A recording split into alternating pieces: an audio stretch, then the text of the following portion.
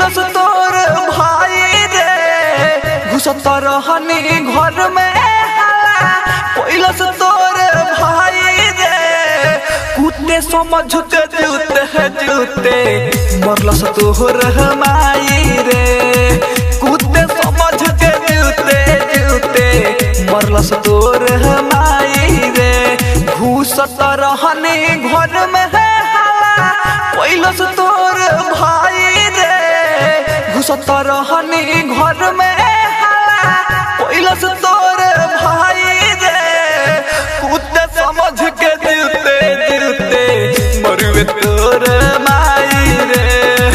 कुत्ते समझ के जूते मरुए तोर माई रे।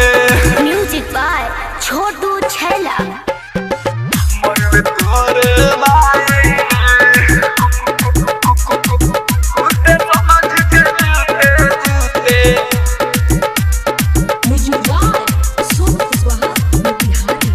मरुए तोर माई थोड़े दिहलस भून मारी के हमारा तुर दियाता तोरे बड़ा पछताई सुनु रे बनारी मालिक के तोहर बात रे हो खता हवे डहरा हटे अब अवतार हई रे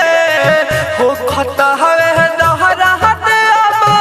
अवतार हई रे कुत्ते समझ के जूते मरुए तोर माई रे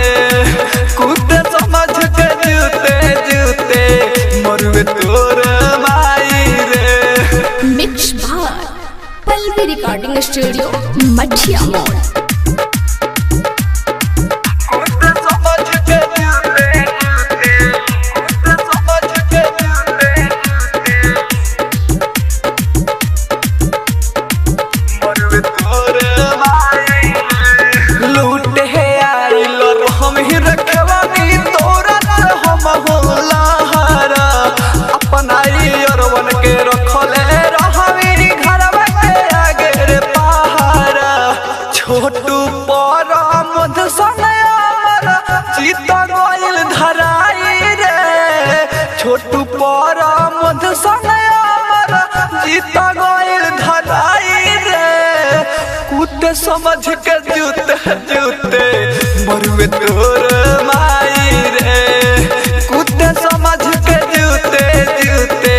मरुए तोर